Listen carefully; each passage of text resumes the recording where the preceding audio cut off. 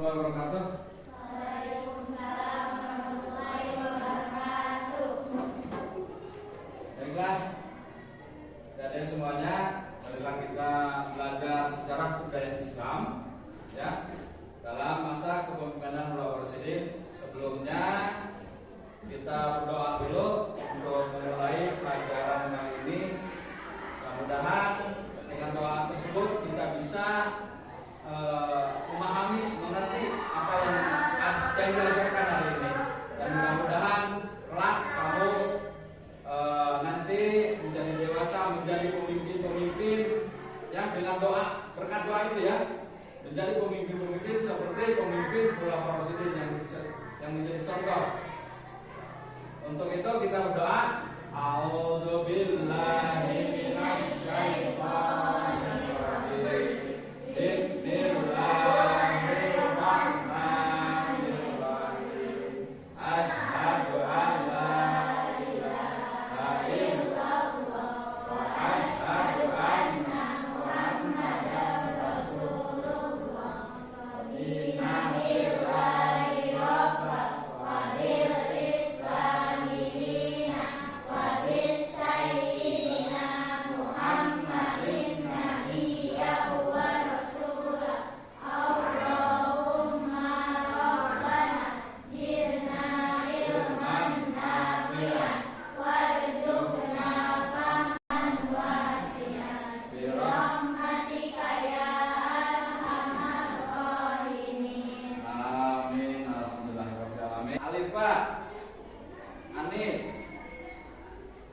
Dea, Desilva, nah, terus ini Aulia, Aulia ada nggak? Ya, sakit. Ya, mudah-mudahan lekas sembuh ya. Dan yang lainnya, mudah-mudahan ya. Kita lanjutkan aja materinya. Model kepemimpinan Khulafaur Rasyidin. Nah, ini kita mereview dulu ke belakang. Sebelum adanya kepemimpinan Khulafaur Rasyidin, tentunya Islam dipimpin oleh Nabi Muhammad Sallallahu Alaihi Wasallam. Ya, Nabi Muhammad wafat, meninggal, maka diganti oleh Khulafaur Rasyidin.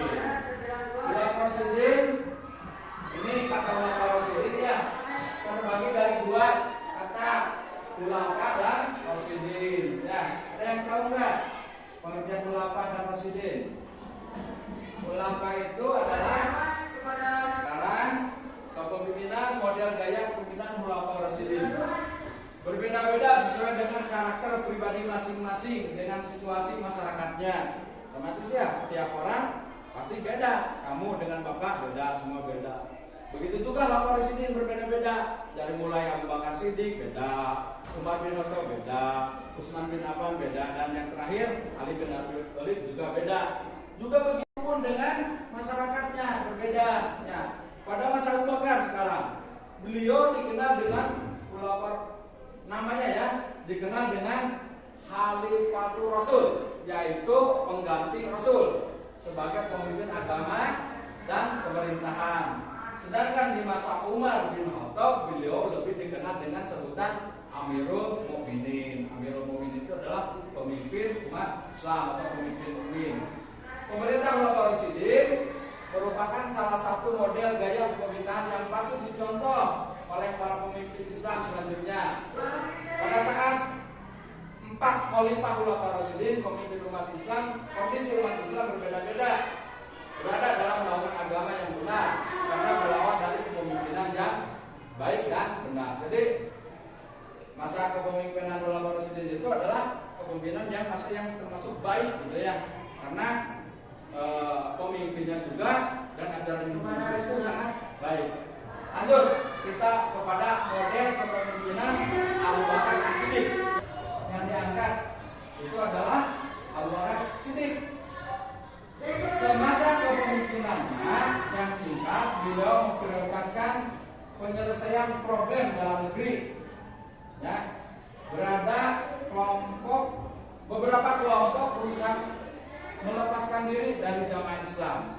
ada 3 kelompok ya pada masa kepemimpinan Abu Bakar As-Siddiq. Itu ada 1 kelompok yang keluar dari agama Islam. Ya, kelompok yang keluar dari agama Islam bisa sambil dibaca ya, yaitu orang yang merasa bahwa dirinya itu adalah perjanjian dengan Nabi. Karena Nabinya wafat, berarti perjanjiannya udah dianggap selesai.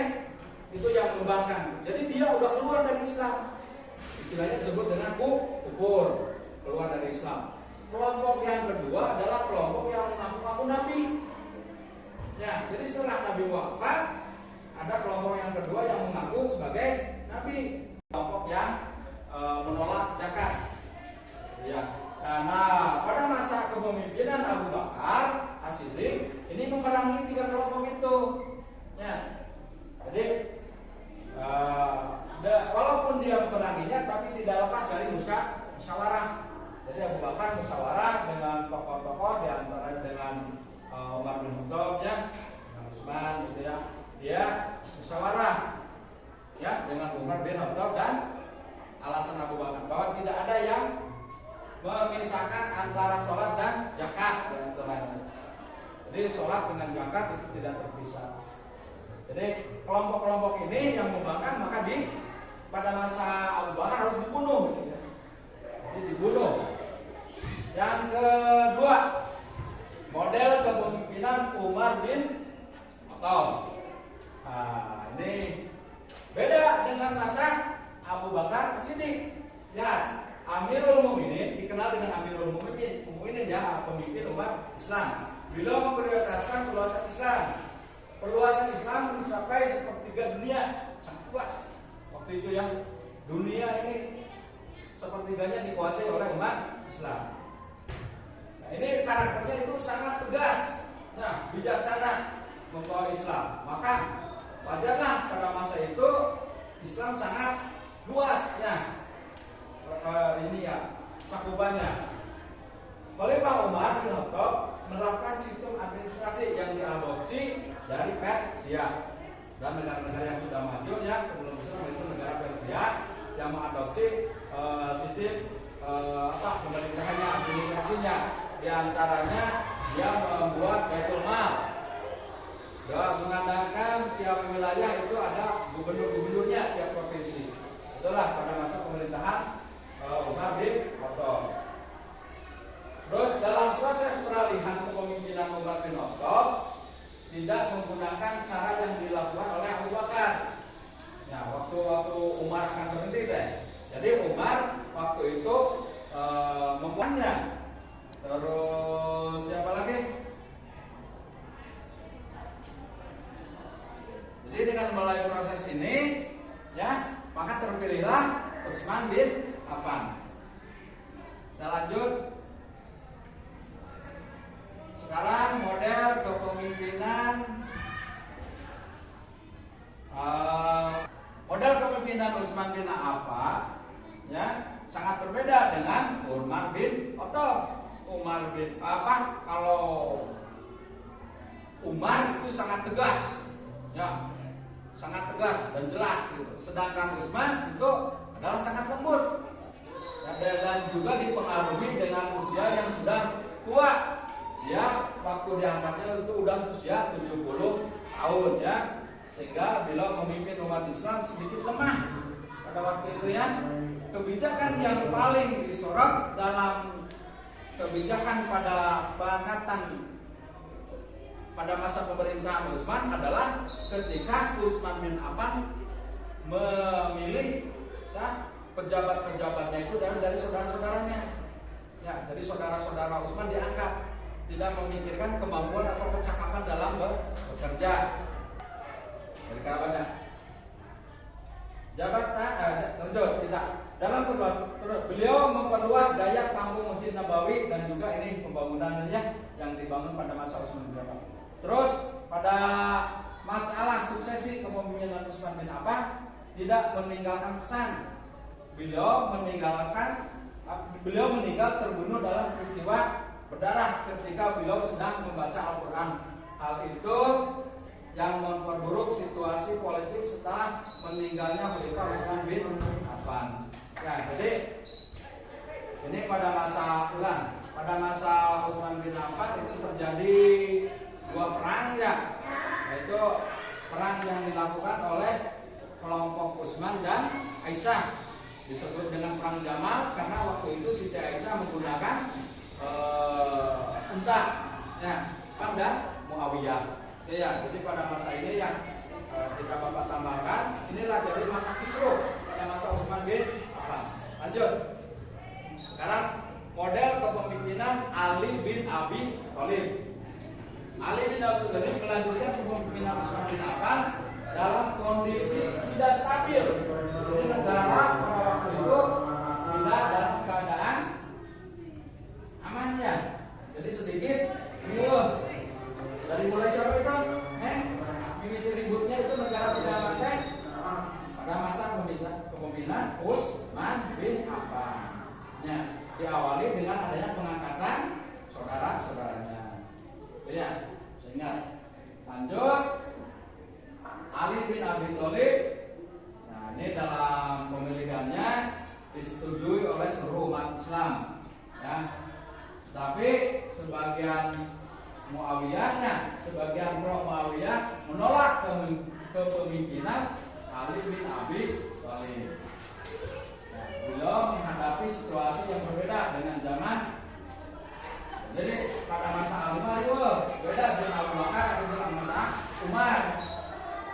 Aman, damai. Kalau masa Abu Bakar ya cuma sedikit-sedikit lalu bisa diselesaikan. Tapi kalau masa pemerintahan Ali ini cukup rumit dan sulit ya, karena itu perang saudara. Lanjut, di mana umat Islam pada masa Abu Bakar dan Umar masih bersatu. Mereka memiliki banyak tugas yang harus dituntaskan seperti perluasan wilayah Islam. Jadi ngahiji perluasan Islam ayo, daerah Andalusia ayo, daerah Spanyol ayo, babarengan. Setarnya mana-mana. Serta perjuangannya sudah terpengaruh oleh motivasi duniawi. Ini ya tidak aneh ya pada zaman sekarang juga, ketika pendawah kalau transportnya kurang maka tidak akan hadir ya.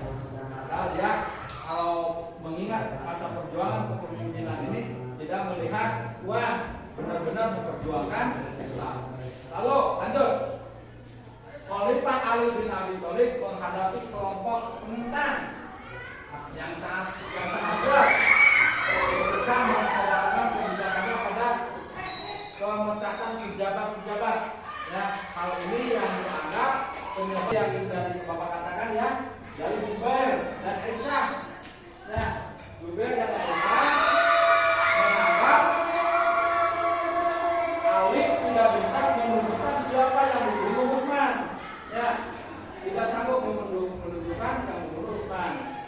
Ya, pertentangan keduanya mengakibatkan terjadinya perang Jamal. Ya, sudah tadi diterangkan atau perang Unta, karena waktu itu siapa?